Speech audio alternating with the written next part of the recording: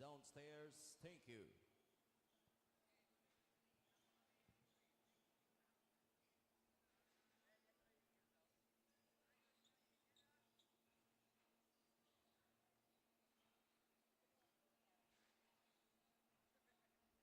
We now enter the second half of our coverage for today, and this time we stick to the 18 and under action.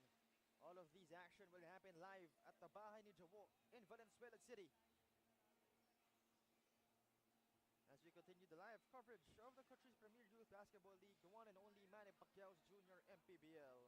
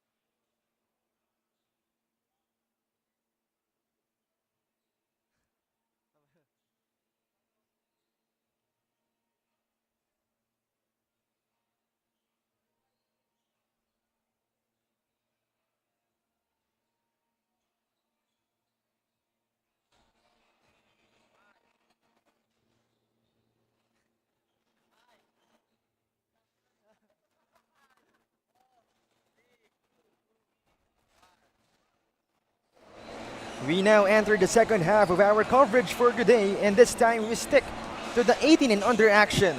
All of these action will happen live at the Bahay ni Jawo in Valenzuela City as we continue the live coverage of the country's premier youth basketball league, the one and only Manny Pacquiao's Junior MPBL. And for our games today, again, first set of three between Quezon City and Antipolo already done. Second set, the home owners Valenzuela going up against Makabagong San Juan. Of course, they want 21 and under action as well later, 5 p.m. and 7 p.m. So better stay tuned to our games for today. So good afternoon, everybody. The name is Cho Pangilinan, covering the action with well-known sports writer Sir Ray Hoble. Good afternoon, Sir Ray. Hi, good afternoon, Cho. The first time for us to work together, although we've been working in another league, no? Okay.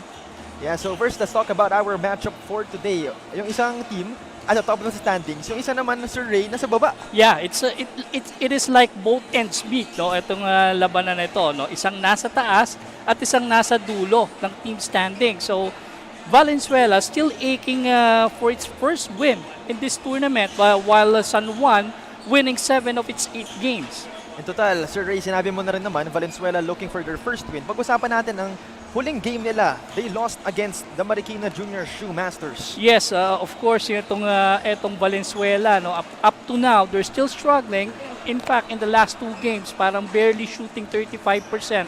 And you cannot win a basketball game when you are shooting that below average, no, 35% halos yung field goal shooting mo, no. And of course, they've been clobbered in the rebounding department by 11, 47 to 36 by Marikina.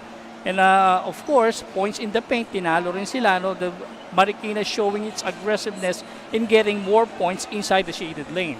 And certainly, efficiency will be a challenge for Valenzuela. Pero talking about naman itong Makabagong San Juan Mighty Warriors, also played against Marikina, pero fortunately for them, Sir Ray, nanalo sila. Yeah, of course, itong team ng San Juan being coached by, of course, a familiar fixture in Philippine basketball, Renren Ritualo. And kaya naman yung kanilang shooting is maganda rin, no? Pagdating dito sa koponan ng San Juan, nagra-rub off yan because of Renren Ritualo. No? So definitely contrasting themes between these two teams. Itong San Juan again at the top of the standings. Ito namang Valenzuela below the standings. So let's see. You know, bilog ang bola, anything could happen. You know, who knows? Valenzuela might get their first win.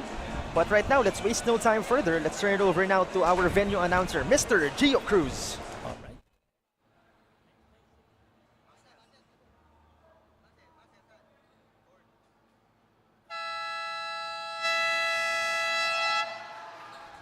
Enjoyment continues here at Bahay ni Jawo here in Valenzuela City as we bring you the continuation of Manny Pacquiao's Junior MPBL Season 2, ang Liga ng Bawat Batang Pilipino. We are live on the official FB page and YouTube channel of the Junior MPBL. It's the 18 Honor Division. Makabagong San Juan Mighty Warriors versus Valenzuela Junior Classics. And now let's meet the starters, beginning with Makabagong San Juan Mighty Warriors.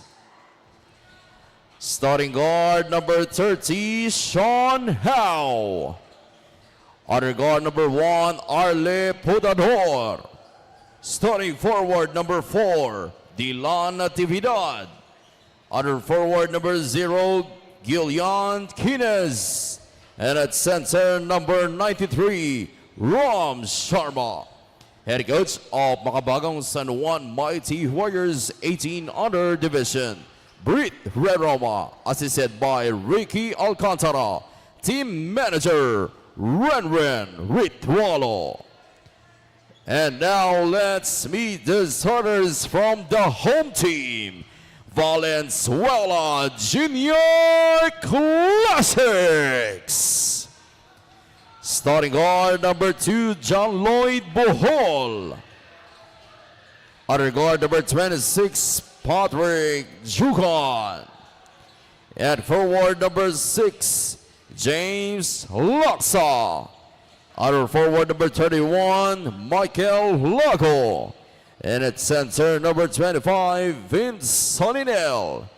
Head coach of Valenzuela Junior Classics, John Velasquez, assisted by Rocky Perpedinilla, Pong Di Guzman, EJ De Leon, and team manager For our Dorite Bola ng Pinoy team starters, for San Juan we have Sean Jawo, Arlie Podador, Gillian Quines, Dillon Natividad, and Ram Sharma. For Valenzuela, we have Patrick Hugan, Seth Bautista, James Laksa, John Lago, and Vince Salinel. And once again, we're in our 18 and under division.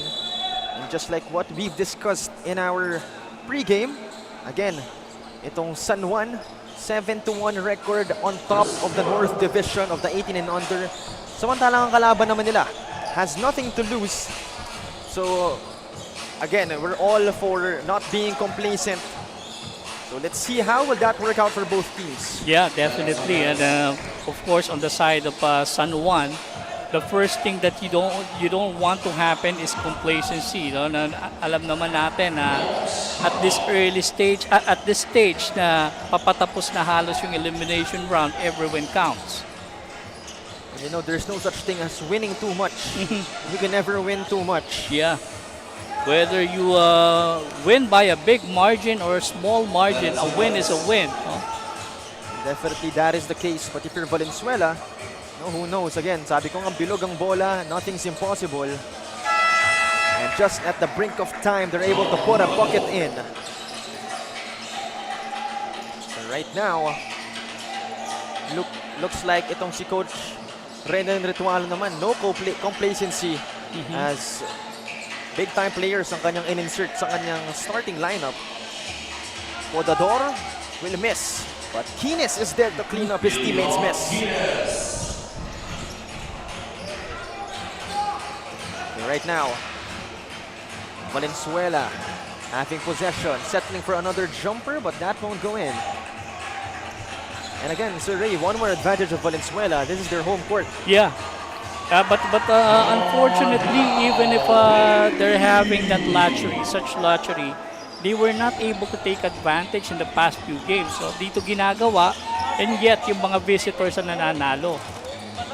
And I think that will speak volumes on how Valenzuela runs their team. But then again, nothing's impossible. As first timeout of the ball game, Nature Spring timeout called by the Valenzuela Junior Classics. It's 9-2, 7-point lead. San Juan on top of this one.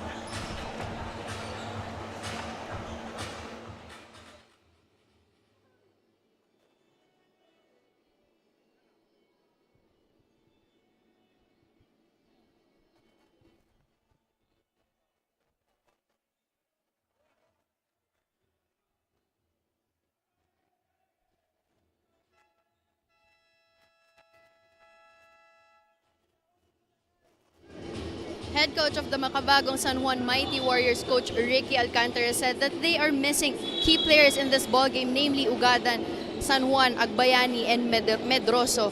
They have prepared for this game without them, as Coach Ricky believes that there are no stars in this team, as everyone is encouraged to step up and they will rely on their primary offense, which is defense. Ray and Cho. Thank you very much, CJ, for that report. And good mindset by Coach Ricky Alcantara. You know, there is indeed no star in your team because everyone is a star for San Juan. Yeah. Like Coach Ricky Alcantara, by the way, is coming off another league, playing in the national level competition, in fact. No? And that's the reason why some of his players here played in that regional event. So it looks like Coach Ricky has been busy. Very good thing we're seeing him in action. And meanwhile, Sean Howe, Yeah. 2 3-pointers already in this first quarter. Yeah, he can hit that. We've seen him playing in several inter-high school basketball leagues, and this guy can really hit the lights out. You know, Sean Howe, part of the Junior MPBL All-Star Game, a starter actually. So how do you like that? Not only is he good, but he's also a fan favorite. And meanwhile, that's a breakaway layup by Podador. And San Juan running rough shot this early against this hapless Valenzuela team, no? But they're still bleeding for every point, no? Well, if you're San Juan, you don't want to give any chance of a window para matalo ka. Because it will definitely bite you in the back kung ipepetics mo yung laro mo ngayon. Meanwhile, Sean Howe has the leather. Tough shot. Won't go in for him. Ram Sharma Oh, yeah. gets that offensive board. Of course, if the name rings a bell to you, definitely he is. Definitely. He is the son of Carlos Sharma and the nephew of Rabah Al Husseini. Yes, exactly. Playing in the MPBL for the Manila Stars. And you know, actually, Ram Sharma has Carlo in his name. So he's also Carlo Sharma. Ram Carlo, yeah. First free throw won't go in for Sharma. And in this competition, averaging almost 7 points and almost 9 boards in 23 minutes of action. Won't be surprised if he would stand as tall as the dad and the uncle. No? Both of them standing barely 6'7". Right now, Valenzuela. Oh, the defense by Ram Sharma.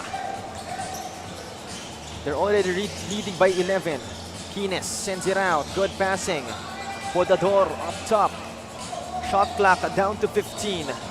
Howe finds Podador.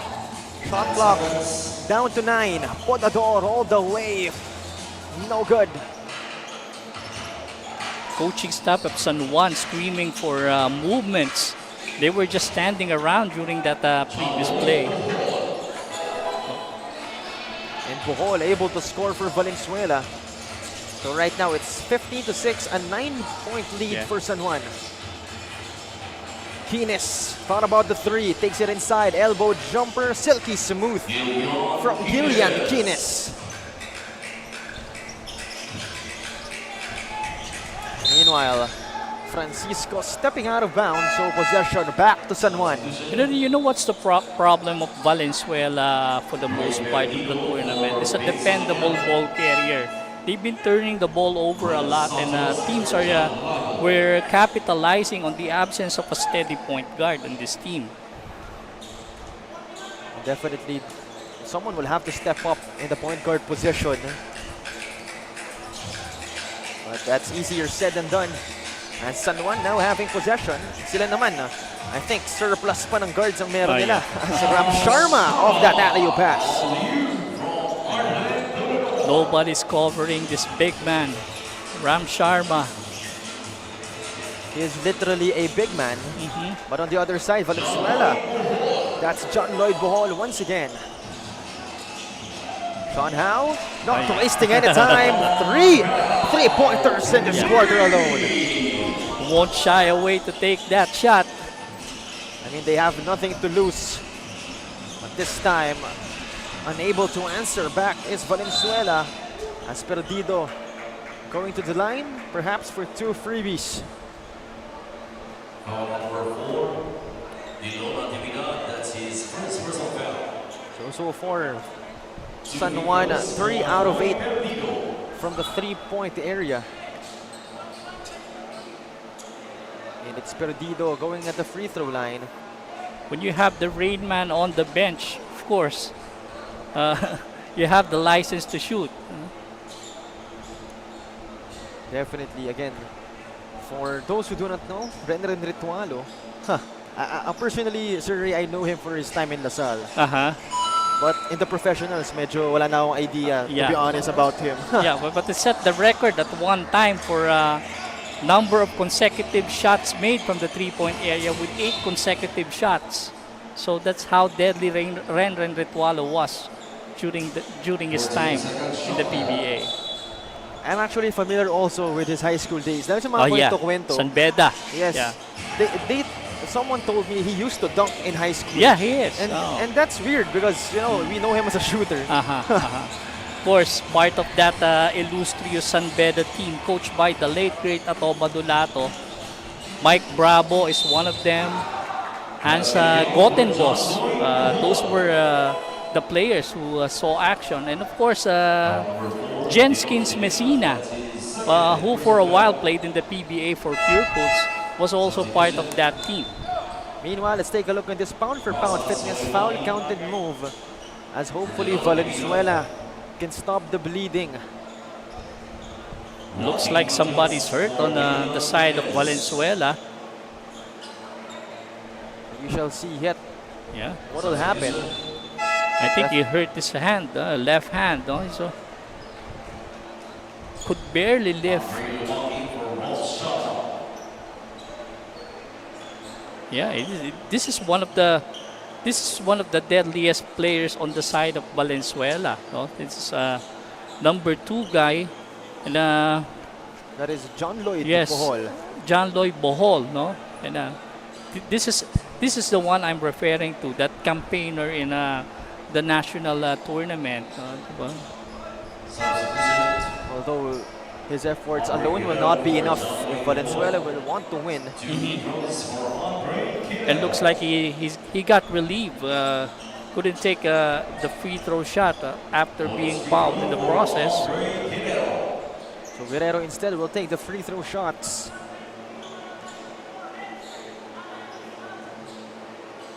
So talking about John Lloyd Ball first, averaging almost 10 points per game with 17 minutes of action.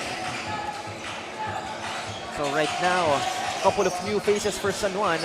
You see Matias and Lumaking, first time inside, as well as the other guys.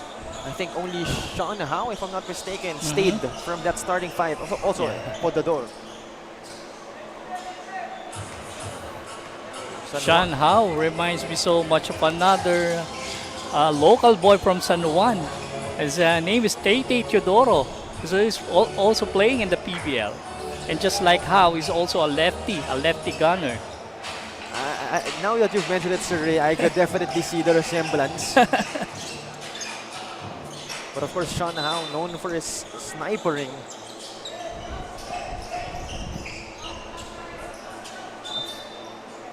Meanwhile, it's 22-11, an 11-point lead for San Juan as they're able to make us twice as the points of their opponents. Sean Howe, all the confidence in the world to shoot it from deep. Meanwhile, no good. That time coming from Soleimani.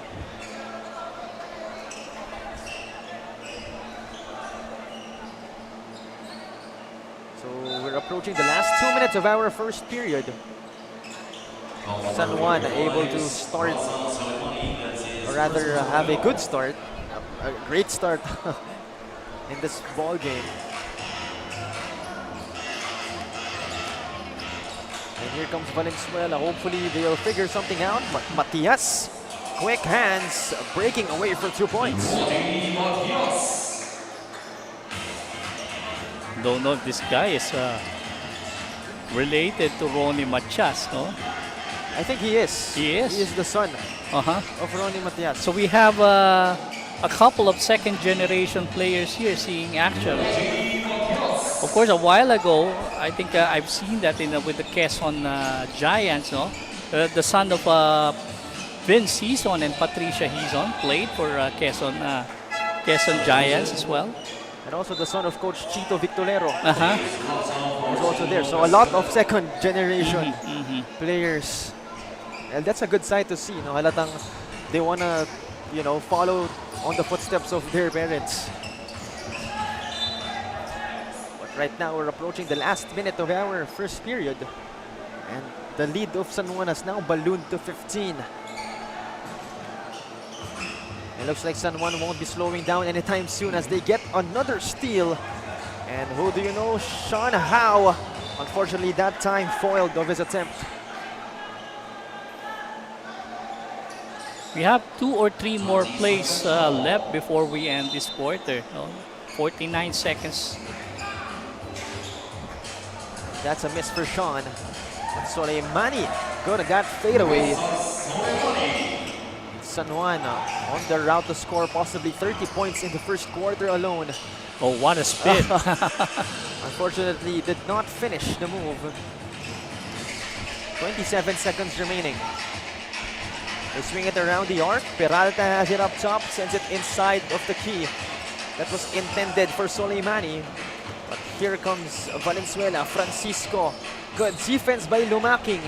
And picked up by Peralta. Last 10 seconds. Peralta scoops it to Sean Howe. He fires from deep. Oh. Won't make it. What a pass from Roy Matias to Peralta.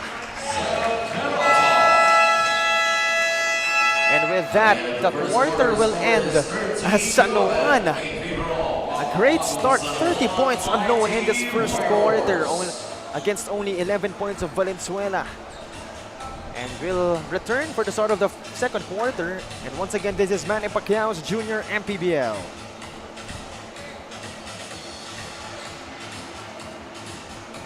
Roll.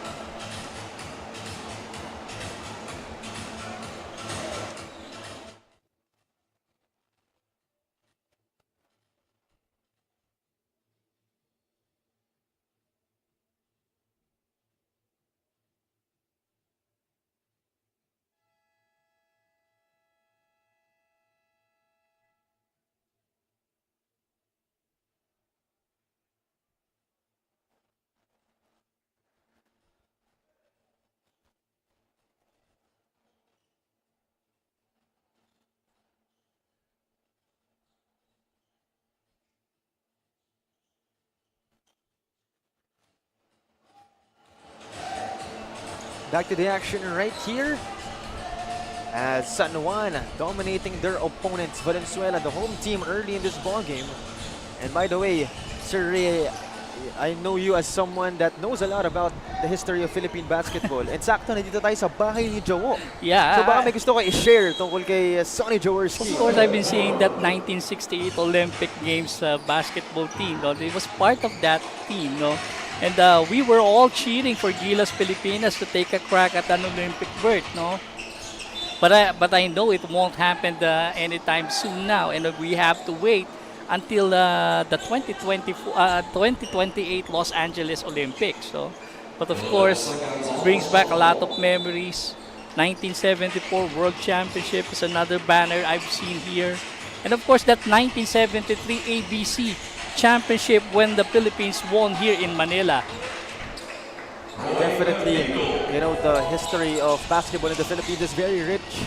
Isang tao pa lang to, Sir Ray. All about Sonny Jaworski. You can see his accolades. You know, even his jersey number. His jersey rather, yung mismo jersey niya shown. So definitely, you know, the kids today, they don't know. Ako personally, hindi ko siya naubutan. But then again, you know, meron tayong YouTube. I was able to see some of his highlights, and obviously, siya yung sikat sa mga, you know, sa mga tito dyan. Yeah, of course. No one else played until he was 52, and that was only Sonny Jaworski who played until 52. And that was why the great Shin Dong-pa, the greatest shooter of the South Korean men's basketball team, was even surprised when he paid the visit here sometime in late 1990s, and was surprised that Robert Jaworski was still playing at that time. Yung iba retired na at that age. Siya naglalaro pa rin. Yeah. You know, the likes of Arvin Santos playing at 42. Yeah. Kita mo, like inevitably nagde-degrade yung laro. Yeah. But for Sonny, you know, obviously hindi siya kasing galing ng younger days niya, pero it's a different case for him. Yeah, iba yung genetics ni Jaworski, no. There's so many stories to share about the man, no. Definitely safe to say, Sir Ray, the father of never say die culture. Yeah, of course he is. But right now, perhaps Valenzuela could use that never say die mindset. You know, it's still early in the ball game. But San Juan, you know, just really too much of an opponent. But Valenzuela, on that fast break, able to get 2 points. Yeah, one stop at a time. Perhaps Valenzuela could come up with a different approach. That instead of looking at the scoreboard, they can turn into a possession game. They have to take it possession by possession. Ito na ngayon ginagawa ng Valenzuela as Laksa will miss that fast break opportunity. And of course, itong si James Laksa, part of our key players to watch out for Valenzuela. Yeah, he is. In fact, itong si James Laksa, ang ganda ng contribution last time around. He had 11 points and 7 rebounds. Of course, one thing noticeable about James Laksa, yung kanyang mga kamikaze drive to the basket. No?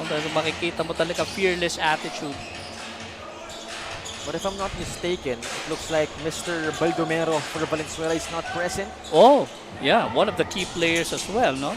Yeah, averaging almost 11 per, actually almost 11 and 6 rebounds per game. Not to mention a single steal as well. So definitely, you know, not the best situation for Valenzuela. Then again, uso dito sa junior MPBL Survey yung next man up mentality. Oh, yeah, of course. Lahat naman yan gusto magpakita, no? And even nga itong si Bohol na kanina, he was just replaced by and couldn't take the free throw shot, is back in the game now. And another three-pointer. This time it's for Bautista of San Juan. Meanwhile, Bohol will fire one but won't make it. And here comes Ram Sharma. It's out of bounds. Possession going back to Val City. And now let's turn it over first to Miss CJ Ang for a report. According to head coach John Velasquez of the Valenzuela Classics, they are missing some key players such as Baldomero, Ventura, and Morillo. Coach John wants this for the remaining players to step up their game, showcase their talents, self-development, and maturity in playing. Ray and Cho. Thank you very much, CJ, for that report. And again, you know, nasabi na nga natin, Sir Ray, a lot of obstacles on the side of Valenzuela. You know, you're at the bottom of your standings. Kulang-kulang yung players mo ngayon. You know, again, a lot of hurdles.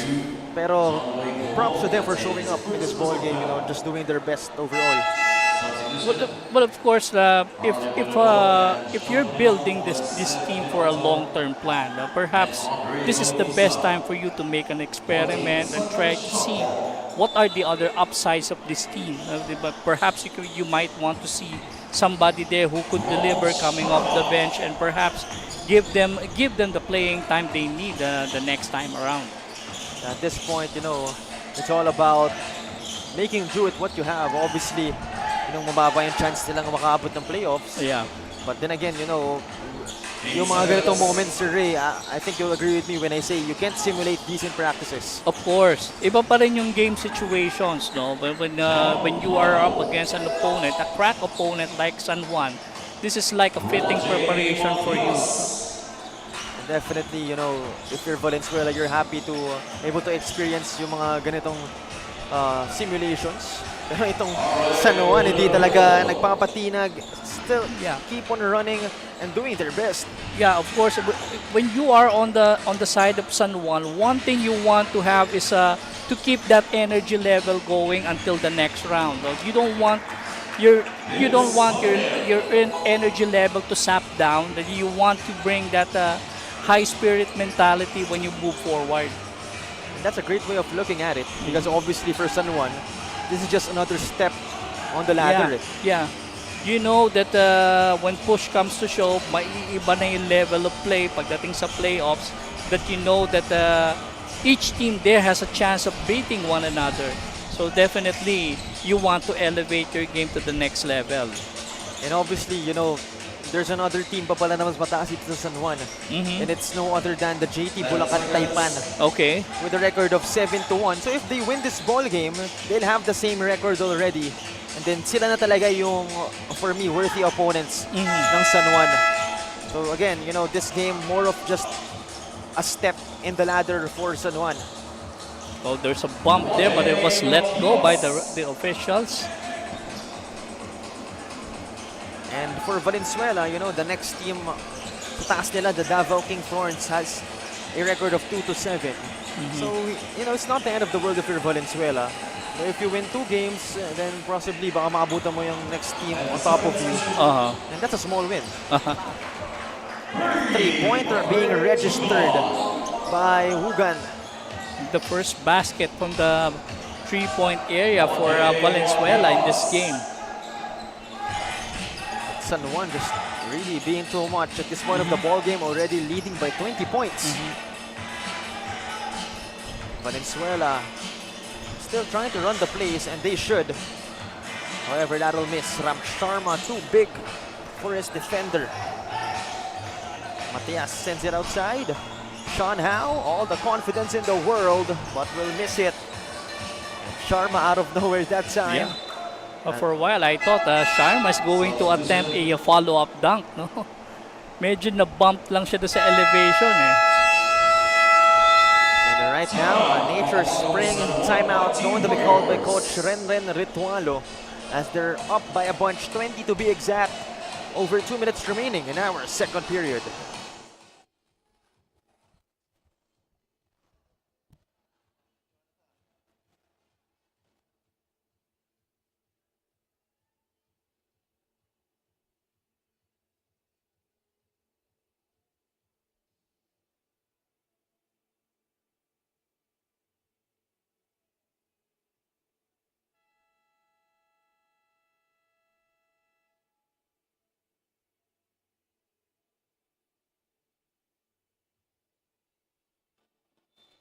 Special thanks to Congressman Eric Martinez, Dr. Catherine Martinez, and Kapitan John Manoy Ahero for hosting today's game. Maraming salamat po.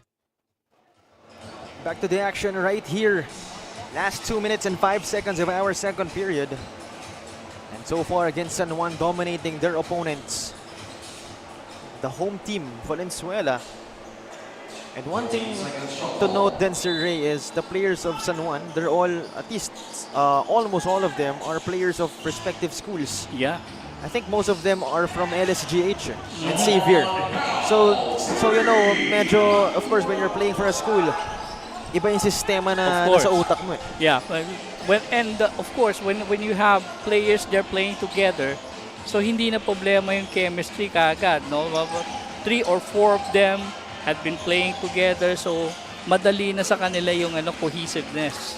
If I'm not mistaken, itong si Gillian Kines and Ram Sharma playing for LSGH. Sean Howe for Xavier. And I think, Rohe Matias for NU. Block on the board. Itong This guy, number 1, no? Si Podador. And even on defense, Sir Ray, we can see they're still really exerting effort. Yeah, that was a nice chase down move, chase down effort on the part of Podador. But wait a minute, there's a Nature Spring timeout going to be called by Valenzuela. Again, they're down by a bunch, 23 to be exact, over a minute remaining in our second chapter.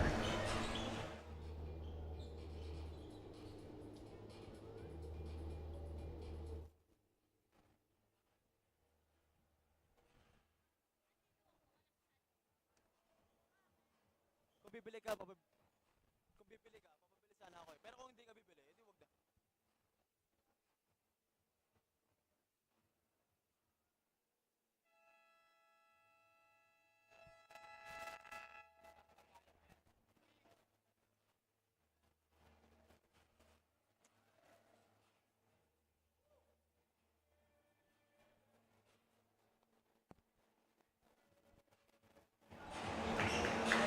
Back to the action right here in our Junior MPBL. Of course, big thanks to our sponsors. First, ang Dorite Bola ng Pinoy, pound for pound. B-Liga Ready, Nature Spring, the #1 bottled water in the Philippines.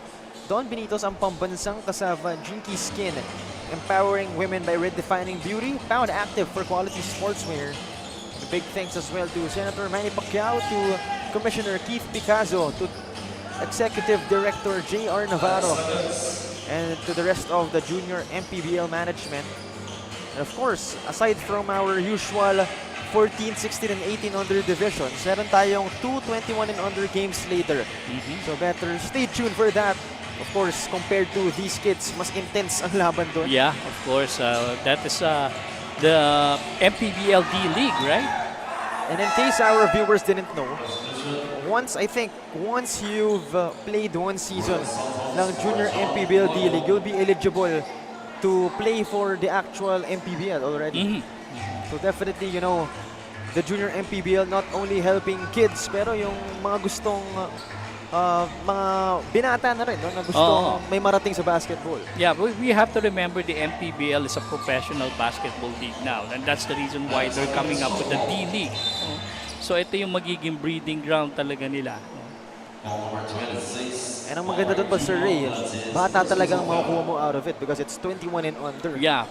And then of course, this level of competition naman is their grassroots, no? So makikita mo parang all bases covered dito sa sa MPBL. Definitely, you know, endless opportunities for everybody. But that'll be the end of our first half, 52-29. A 23-point lead for San Juan. So far, they're having a dominating game. It's 52-29. And we'll return for the start of our second half. Once again, this is no other than Manny Pacquiao's Junior MPBL.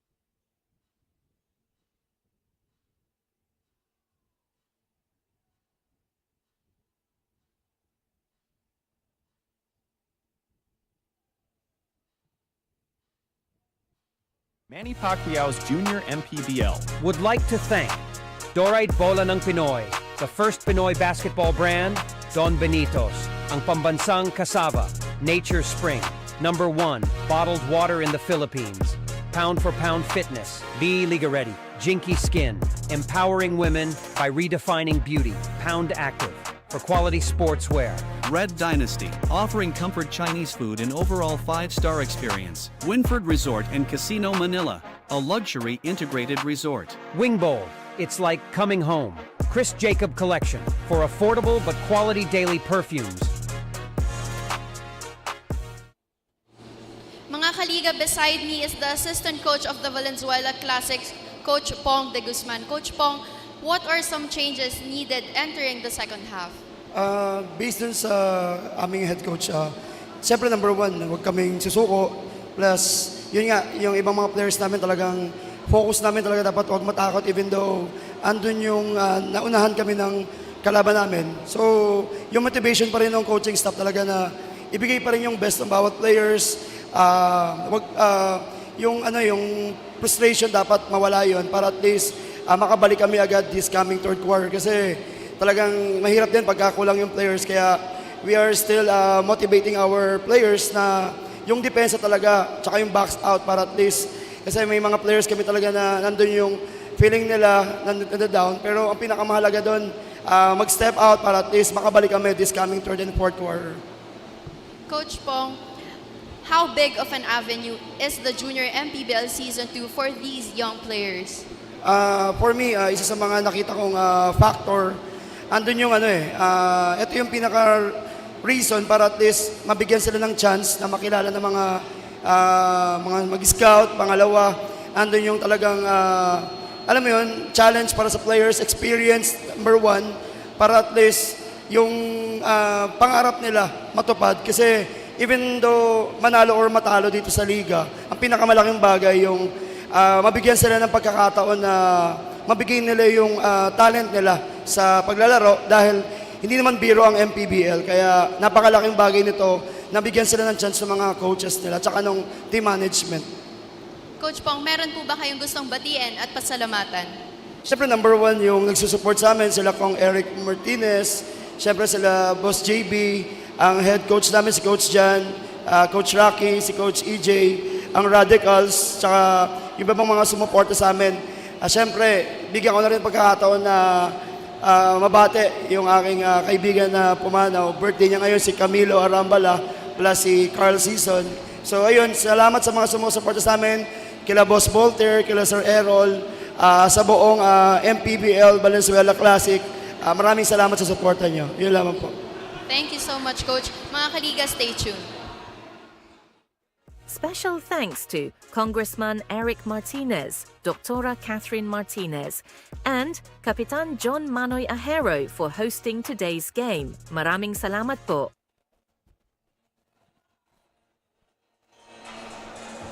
And at the half, it's 52-29. Once again, a 23-point lead being handled by the Makabagong San Juan Mighty Warriors. And again, it's no surprise since they're the second best team in their division right now. And ito namang Valenzuela, at the bottom. So, if you're gonna make that your basis, ganito talagang magiging outcome. But then again, we have still the second half, to conclude things. As sabi ko nga, in our pregame, bilog ang bola, anything could happen. Who knows, Valenzuela might get their first win. Yeah, definitely. As you can look at the numbers, 52% field goal shooting, di ba? Makikita mo rito na as far as shooting is concerned, Valenzuela is not shooting bad either, 44%. But for you to give up 52%, that's a lot. No? And of course, 3-point field goal percentage, 5 3-point shots made by San Juan already as compared to 2 for Valenzuela. This is where San Juan was able to pull away because of its rebounding, and because of its rebounding, they were able to run. No? 10 assists as well for San Juan as against 5 for Valenzuela. And of course, turnovers 13 in first half alone. That's too much for Valenzuela. And you said, Sir Ray, in the past 3 games itong Valenzuela, that has been their issue, yung efficiency nila. Yeah. Kasi nga, makikita mo yung absence of a steady ball carrier. That has been the problem of this team, Valenzuela. And hopefully, they'll find a solution to that sooner. But right now, possession to start our second half is with the Makabagong San Juan Mighty Warriors. Once again, coached by a lot of people actually. You can see their coaching staff alone kalahati na ng bench. So again, yung mentorship, yung guidance from the coaches hindi rin nagkukulang. Yeah. At andyan din sa nasa coaching staff din ng San Juan yung si Brit Roma. Of course, we know him, Brit Roma, ever since as a player, steady point guard din niya, no? And when as a coach, alam naman natin is he is a no-nonsense coach either. So he knows his basketball. An international basketball campaigner as well. Definitely, you know, stacked lineup both in coaches and the players. So right now, I think they're still missing some guys. No, and they're not really complete. I'm not seeing Robbie Celis in their lineup right now. Or maybe, I don't know if he's playing at the 18 and under. But anyway, you know, San Juan just continuing to punish their opponents. Pero itong Valenzuela, you know, still, you know, doing their best. Perhaps makanakaw sila kahit isa man lang. So inside, good passing by San Juan. And Matias getting some minutes right here. Sean Howe, no good on that floater. It's so deceptive din to si Sean Howe, eh, no? Akala mo mabagal, no? Pero merong burst of speed and all of a sudden makakakuha siya ng leverage to take a shot. Yes, I totally agree with you, sir. Actually, it's a fact na mabagal siya. You know, it's a fact. I think everyone will agree with you when you say na he's slow and he's short. But, you know, the way he shoots the basketball, magugulat ka na lang. The very deceptive guy. Right choice of words, sir. So right now, Valenzuela able to get some buckets. And then they are making some headway in this quarter. Actually, it's a 5-0 run already for them. Itong San Juan, no bucket yet in this quarter. And 2 minutes already passing by. And make that 8-0 run. Because of that, Coach Ricky Alcantara calls a Nature Spring timeout. 52-37. Again, 2 minutes passing by into our third period. And we shall return for more action.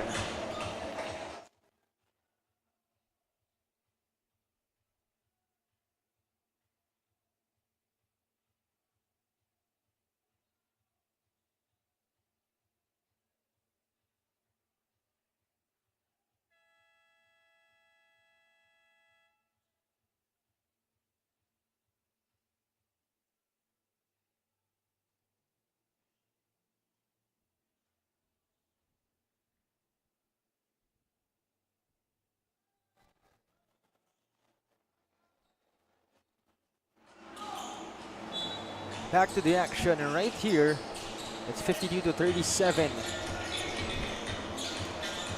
And immediately, no, yung coaching staff ng San Juan giving the team a tongue lasher, no? Kaya naman nag-respond kaagad dito at the other end.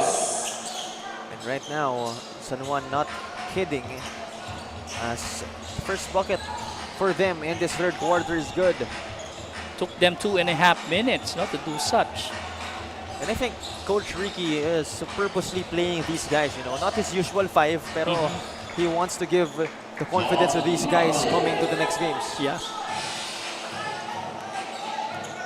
So Matias getting a lot of minutes right here. However, will miss that shot. Valenzuela, you have the confidence from Zip as Hugan will miss that free three-pointer. And Keen is on the other side. Side step is good.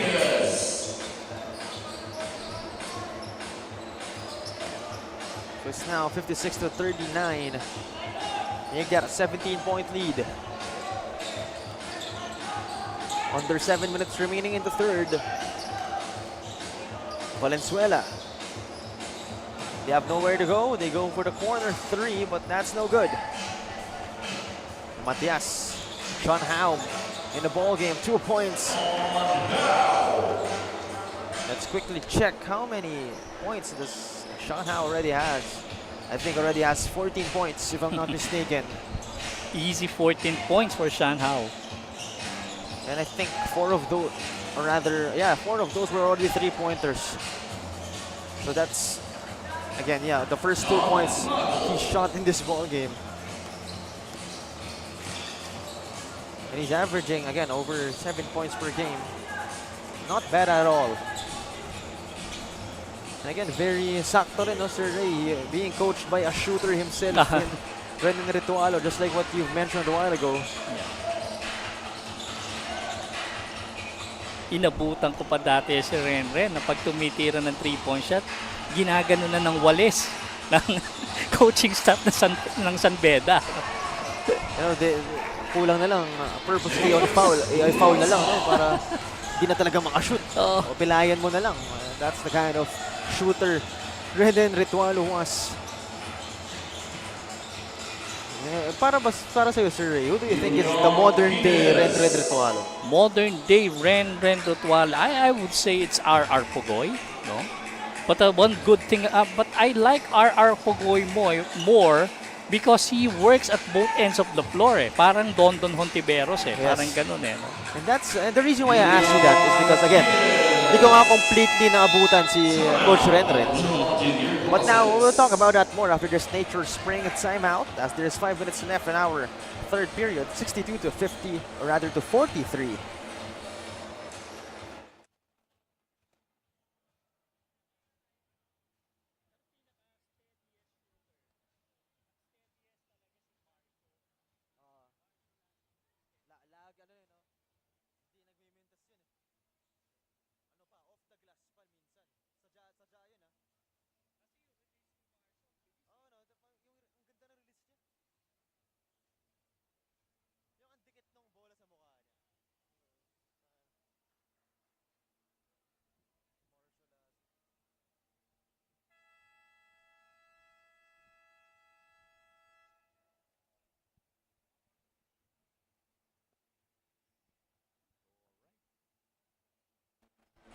Back to the action right here as we saw our Dorite Ball ng Pinoy, the official ball of our junior MPBL. And again, going back to our topic, Sir Ray, the reason why I asked you that is, again, hindi ko completely, actually, hindi ko talaga naabutan at all si Coach Renren. So that's why I'm asking for a comparison. And now, yun, for the people like me na hindi naabutan si Coach Renren, you now have an idea kung anong klaseng player siya. And several times the bump off sa national team si Renren Ritualo. And he was bumped off by Don Hontiveros purely because of the fact that Don Hontiveros is more of a two-way player. At saka doon sa spot na position niya, no, ni Renren Ritualo, sa two spot, parang maliit siya sa pwesto as compared to Don Hontiveros who was 6'2" at that time. Well, obviously, that wasn't a bad decision. Yeah. Actually, unang nakilala ko si Don in Gilas jersey. If I'm not mistaken, that's Gilas 2.0. Meron pang mas nauna eh with Don eh. No? Don was part of that Busan Asian Games team that lost a heartbreaker against South Korea, no, because of that Lee Sang-min's 3-point shot. He was already part of that 2002 team. That was the time that Renren Ritualo was bumped off sa spot. So Don must have been so young that time. Yeah, 2002 yun. Is that the one where Olsen Rosella missed the free throws? Yeah. It was also the time. So, bata pala talaga siya noon. Bata. But then again, we all know Coach Renren having a successful career in the PBA. So definitely, a luxury to have him then as a coach. He's the head coach of the LaSalle Green Hills Greenies, the NCAA then. And is actually also the assistant coach for the Adamson Falcons in the UAE. Yeah. Worked with several coaches before, no? Including Manong Derek Pumare, no? So, may kita mo na yung mga sinasalihan niyang mga coaches, systematic talaga, no? Well, he was a shooter, so definitely kailangan niya yung system on his side. Yeah, definitely.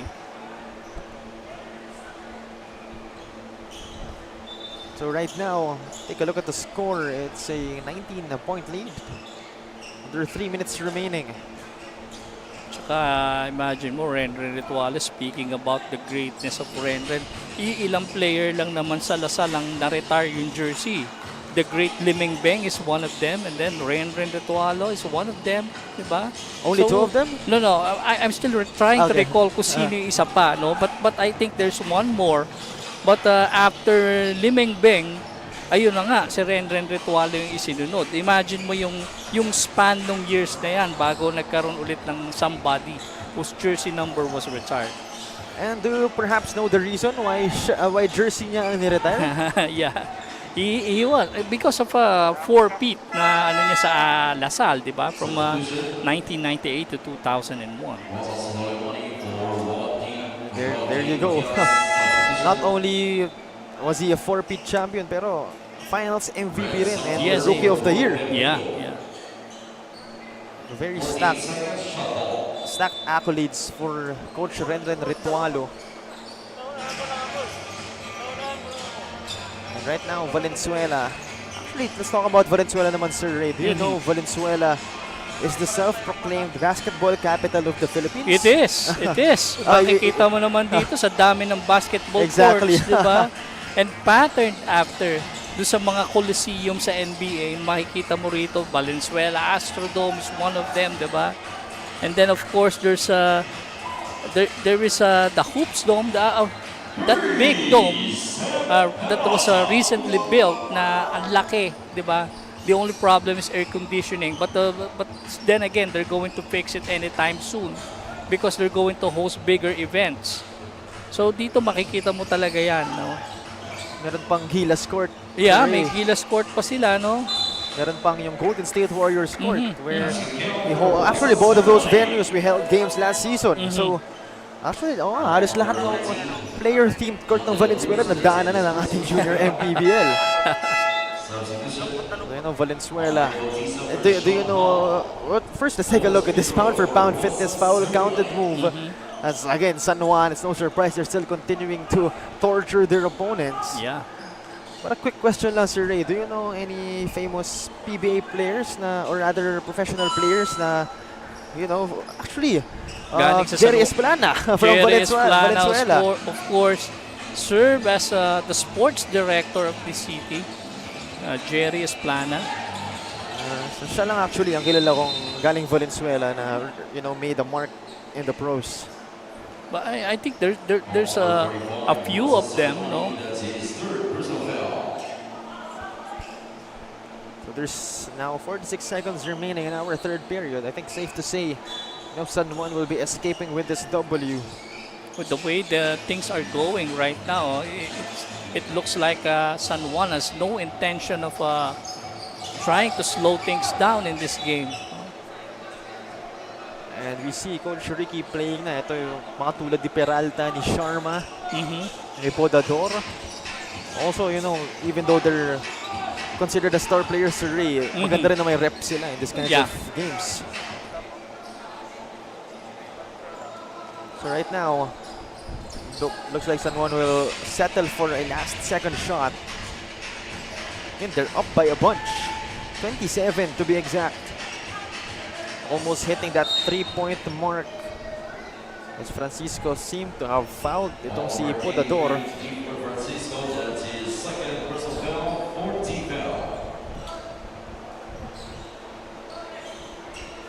So 10 seconds remaining.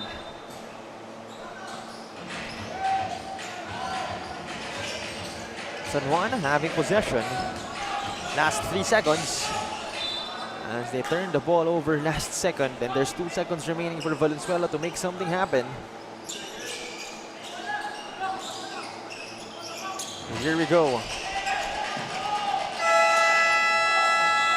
And that'll do it for our first 3 quarters.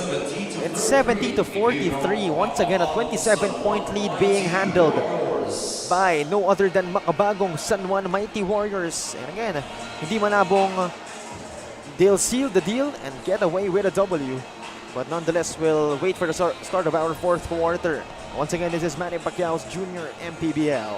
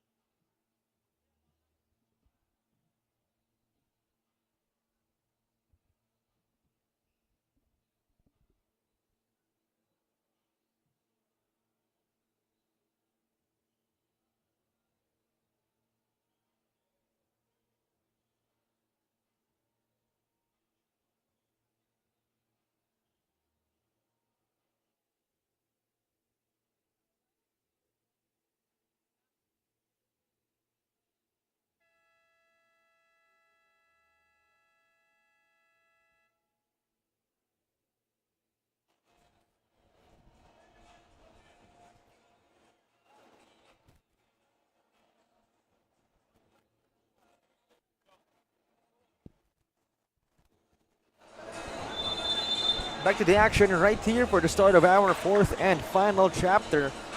Once again, this is a battle between San Juan and Valenzuela, but then again, if you've watched the first 3 quarters, you know that San Juan will most likely escape with a W right here. Yeah, no intention of pulling its punches, no? Itong San Juan. Makikita mo, and as early as the first half, you could tell that they're ready to deliver the knockout blow. But if you're Valenzuela, you're just happy to be here. Of course, kahit ano pang sabihin mo for the players of Valenzuela, this is an opportunity, to be shown on a live stream that can be accessed on the whole globe, So definitely the silver lining is may opportunity pa rin itong mga batang to show what they can do and to do what they love. However, itong si Rohe Matias playing a lot of minutes. Again, obviously Coach Ricky Alcantara wants to give time to his players na hindi niya masyado nagagamit sa mga crucial na games.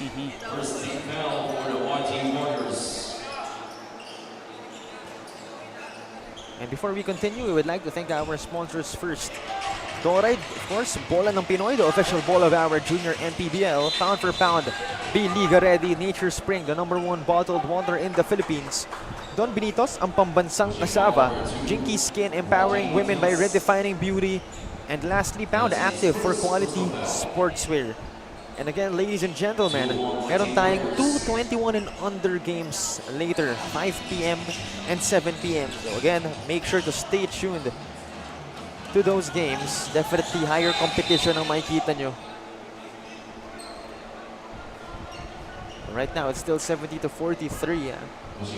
Almost a minute passing by in our fourth period.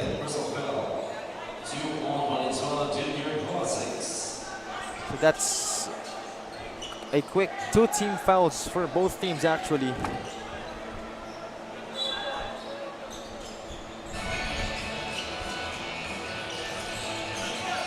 And looking at this San Juan squad, they're 6-1. The only team that they lost to is actually the team above them. Itong JT Bulacan Taipan, and the score was 47-46. Wow. So talk about, 2 teams going at it.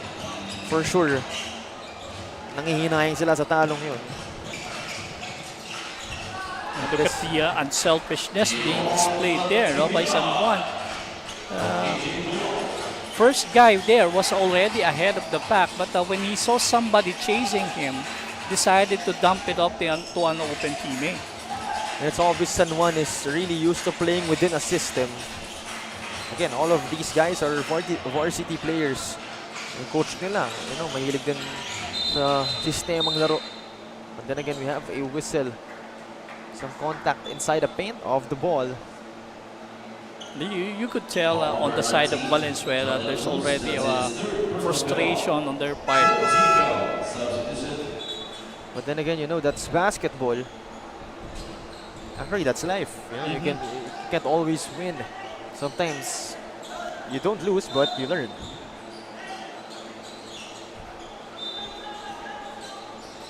Right now, it's a baseline inbound. And what a move coming that time from number 4. Itong si Dillon Natividad actually started this game. That's a switched 3-pointer. So that was Patrick Hugan once again. This is one of the steadiest players, itong San Juan team. And they pick up the pocket of Roger Matias and was fouled in the next play. And again, you've mentioned itong si Mr. Hugan. Very steady. Actually, more than steady. John Lloyd Bohol not really contributing big time in this game. So definitely, Sir Ray, you've mentioned nga kanina, at this point of the season, you're looking for players that possibly could contribute, to a different team or to a different, situation. Yeah. And these are the players, Hugan, Bohol, definitely. Laksa, yes, as well. Baldomero. So, a lot of gems din talaga. Maybe, hindi lang talaga sila mag-gel in as a team. which is a different issue, of course. Alam mo yung usually na na-encounter ng mga teams na ganito, especially playing in the 18 under, 16 under, is the practice time. No, we have to remember that school season has just started, and that is the reason why they were having difficulty putting together a practice time na kumpleto sila. And yun ang struggle ng ibang teams na yan. No? Yun ang mga nakakausap ko rito, sinasabi nila, hirap kami makapag-ensayo ng buo. Kasi yung iba rito, naglalaro na sa mga schools nila, di ba? Tapos nag-aaral. So a lot of prior commitments din, no? Pero since day one, Sir Ray, that has been really yung struggle, you know? You know, yung junior MPBL, it's not a school-based league. Yeah, it is. It is not a school-based league. And yung iba nga dyan, iba-ibang schools yung pinanggagalingan, they just put together a team representing yung city, no? Exactly, and you know, it's kumbaga magandang simple explanation dyan. Imagine the pro players, may school pa sila. So, kumbaga, they're playing for two teams and imposibleng i-fit yun into your schedule in one day. Yeah. Buti na lang mga bata tong mga to, no? They're not complaining about so many games they have to play, but it just so happened that they're having difficulty fitting it into their schedules. And you know, hindi rin naman mapagkakait, Sir Ray, na of course they have to prioritize your school first. Yeah, of so course. If you're a coach, mga scholars yan eh. Exactly. Diba? If you're a coach, hindi mo rin sila masisi na they prioritize going to school first. Right. And that's tough, you know. As a coach, hindi ka pwedeng magalit, hindi mo pwedeng pagsabihan. So yung while doon sila kumukuha ng scholarship, dito sila kumukuha ng pambaon sa eskwela. Possibly. No? Possibly, you know, big chance. You know, actually, you know, come to think of it, it's a nice thing to have then. You know, hindi na sila, you know, assuming na binibigyan ng allowance yung players na to, you know, hindi na sila masyadong humingi ng pera sa parents sila. That's a good practice din. Yeah. And then again, you know, yun nga, the issue still remains, yung practice, yung laging hindi kompleto. Oh yeah, that's a contact. Oh, wow! And I thought San Juan was already done. Pero mukhang hindi pa rin talaga sila tapos in torturing their opponents. Yeah. Last time it's Bautista. Andre Bautista. One of those players na gusto rin talaga rito magpakita. No? And it looks like he's the one going to remain on the court and has to finish his bonus shot. And this is their chance actually. You know, they're playing a team na, you know, below the standings. May mga kulang sa kanila. So, who knows, this chance might never occur once again. You know, ito lang yung time na mag-absent yung ibang players. And hindi mo na maulit to. So, it's now or never for these types of players. Take another look. So, got that lucky bounce. Tas may foul pa. Talk about, you know, San Juan just having a good day. Already at the 83-point mark. Yeah. Pang PBA yung scoring na ganito eh, no? Exactly. Possibly, you know, hitting the 90-point mark soon. Yeah. Valenzuela, again, you know, starting to find some hidden gems in the roster. Actually, Coach, yung Ace Baldomero, again, he's absent. But talking about him, he played for a different team last season. Okay. He wasn't the star, pero in this team, you know, I consider him as already the top player.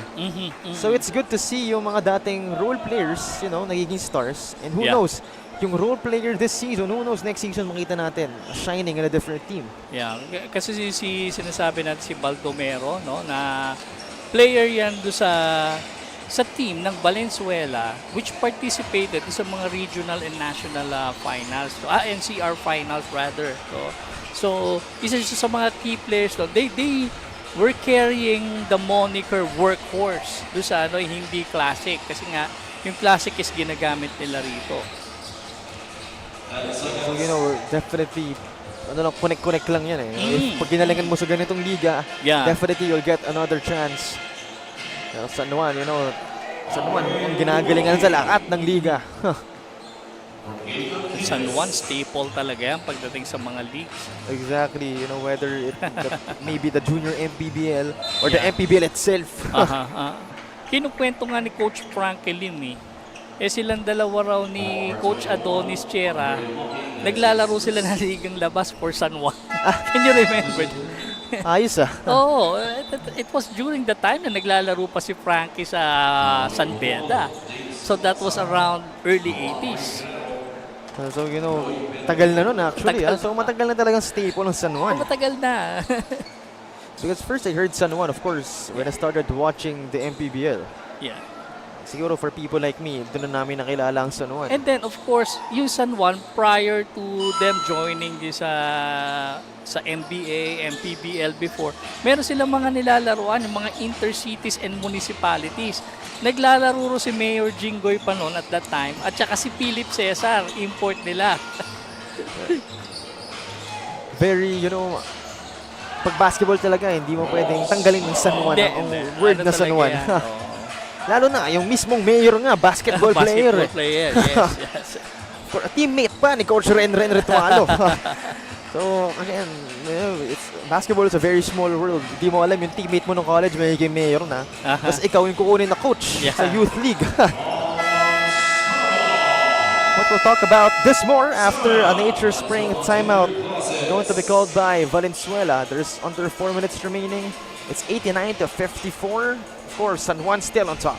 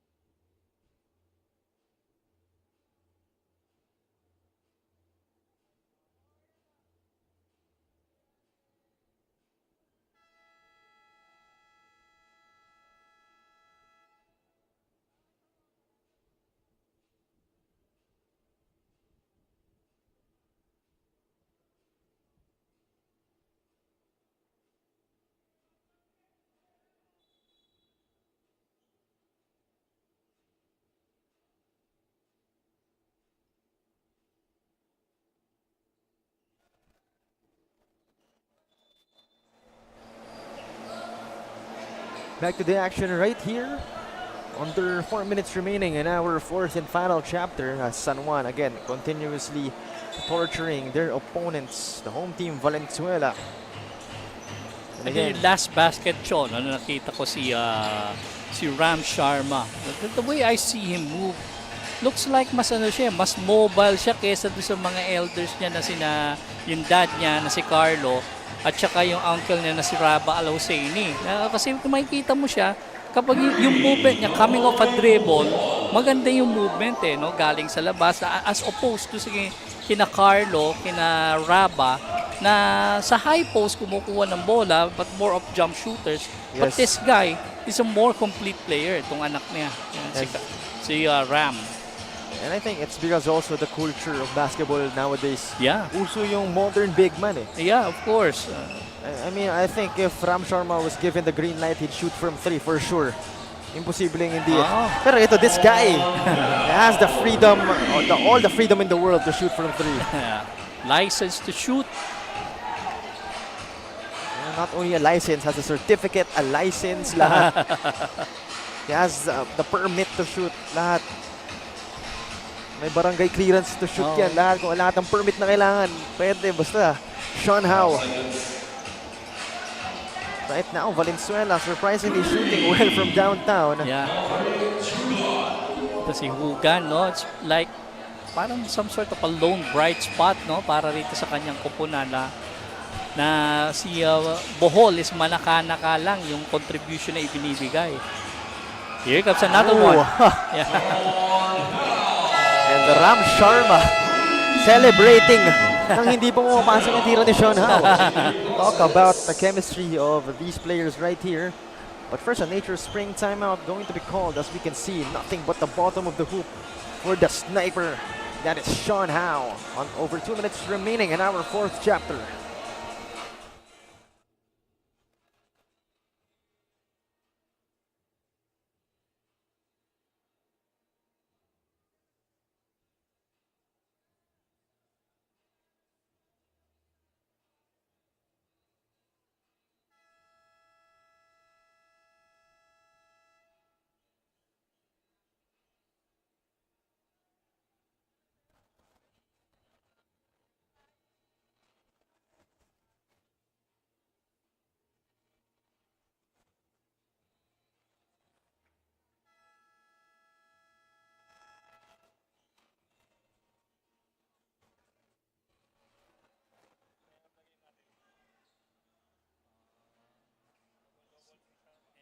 Patingin nung kay Sean Howe.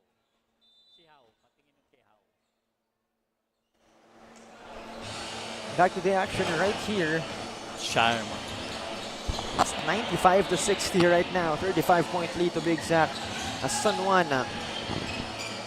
looking to crack the 100-point mark. And again, for someone like Sean Howe, you know, that guy needs a nickname.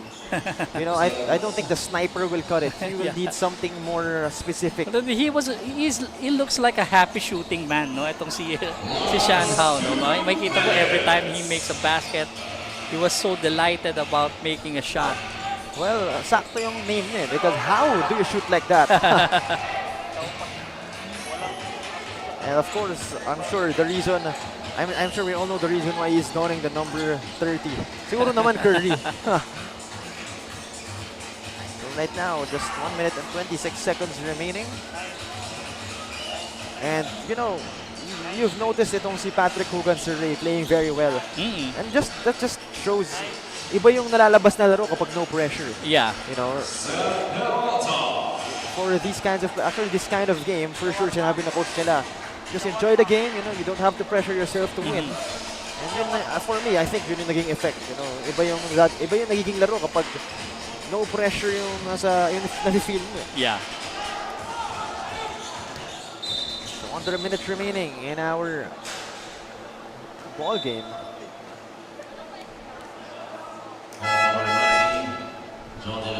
So just 3 points away from 100-point mark are the San Juan, or Makabagong San Juan Mighty Warriors. Again, of course, governed by Mayor Francis Zamora, who is the teammate of Coach Renren. Actually, magkakasama nga yan na puro halos maging teammate eh. Paul Artadi, Isa pa yun. diba? James Yap, diba? Although James Yap nearly played for LaSalle. Yes, exactly. Yeah, nearly played for LaSalle. He was already attending practices until, yun nga, UE held on to him. As if LaSalle, you know, didn't win enough already. He would have been part of that team, no? Yung sa early 2000s na maganda yung run. But then I don't think James Yap will be James Yap if not because of UE. Yeah. Right now, last 30 seconds remaining.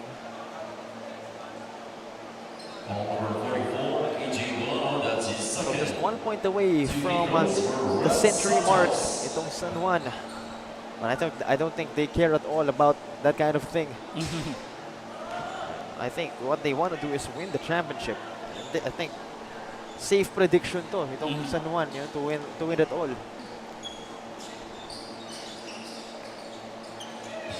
Right now, 26 seconds remaining. Looks like Sean Howe is not yet done. And they're still trying to get the rebound. Yeah, it is because they have that conscious effort para na mga 100 eh. I think kung mga 100 man sila, Sir Ray, that will send a statement to the whole league. Now we're the team to beat. And you should fear us. And by the way, Sean Howe, 20 points. 0 rebounds, 0 assists. Just pure shooting from that kid. Ito namang si Ram Sharma had already a double-double, 11 points and 12 rebounds. And making a strong case as well, no? Para rito sa ating best player of the game. So I think depende na lang sa'yo, Sir Ray, kung sino pipiliin mo. No? Pero I think you won't make a mistake in choosing either of them. Yeah. And props to San Juan for respecting their opponents, not shooting anymore. And that will do it. Congratulations to the boys of San Juan and Coach Renalyn Ritualo, to the rest of the coaching staff, and to the whole Makabagong San Juan Mighty Warriors for bagging this W. 99-62. So they will climb up, or rather they will stay where they are. Or no, actually they will tie at first place with Bulacan. They're both 7-1. And ito namang Valenzuela will still remain at 11th place, but they're now 0-9. And there you have it, our final score, 99-62. Congratulations once again to San Juan, and for Valenzuela, still props to the coaching staff, to the boys, to the management for showing up in today's ball game and still doing their best. But right now, again, sabi ni Sir Ray, it could only be Ram Sharma or itong si Sean Howe. But then again, I think you could only choose one. So Sir Ray, sana hindi sumamaloob sa'yo nung sinong hindi mo pinili. Mukhang hindi niya na kailangan ng Don Benitos eh. Exactly, hindi naman na kailangan. Mukhang mag-lunch yan sa labas. But right now, we have Miss CJ Ang to introduce to us our best player of the game. Mga kaliga, kasama ko ngayon ang ating player of the game from the Makabagong San Juan Mighty Warriors, Ram Sharma. Ram, an onslaught what you did to the Valenzuela Classics. How significant is this victory, especially it is in their home court? Siyempre po, malaki po sa amin yun kasi yung aim po namin as maging number 1 po sa bracket na po na to. Ram, meron ka bang gustong batiin at pasalamatan? Shoutout po sa family ko na nanonood, shoutout po sa teammates ko po. Saka sa mga boss po, coaches po ng Mighty Warriors. Thank you and congratulations, Ram, and to your team. We would like to thank our dear sponsor, Don Benitos, for providing a sumptuous Filipino delicacy to our player of the game. Don Benitos, ang pangbansang kasava. Ray and Cho. Thank you very much, CJ. And mukhang hindi masaya si Ram Sharma na nanalo sila. But kidding aside, congratulations to the Makabagong San Juan Mighty Warriors. I'm sure masaya yan deep inside, pagod lang. Yeah. Kumuha ka ba naman ng 11 points and 13 rebounds? Yeah, of course, nakita naman natin, no, solid performance for Ram Carlo Sharma. Yes, and coming up, the 1600 game still between Valenzuela and San Juan. So make sure to stay tuned to that game. And once again, this is no other than Manny Pacquiao's Junior MPBL.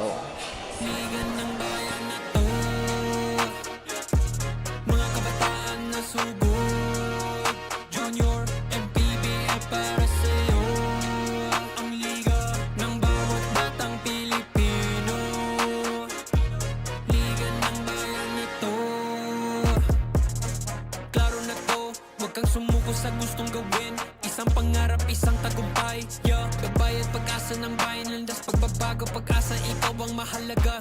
Iba't iba, pero isang halaga. Nagkakaisa, nagmamahalan, nagtutulungan. Liga ng bayan na to, mga kabataan na subok. Junior MPBL para sa'yo. Manny Pacquiao's Junior MPBL would like to thank Dorite Bola ng Pinoy, the first Pinoy basketball brand, Don Benitos, ang pambansang cassava, Nature Spring, #1 bottled water in the Philippines, Pound for Pound Fitness, Be Liga Ready, Jinky Skin, empowering women by redefining beauty, Pound Active, for quality sportswear. Red Dynasty, offering comfort Chinese food and overall 5-star experience. Winford Resort and Casino Manila, a luxury integrated resort. Wing Bowl, it's like coming home. Chris Jacob Collection, for affordable but quality daily perfumes. Special thanks to Congressman Eric Martinez, Dr. Catherine Martinez, and Kapitan John Manoy Ahero for hosting today's game. Maraming salamat po.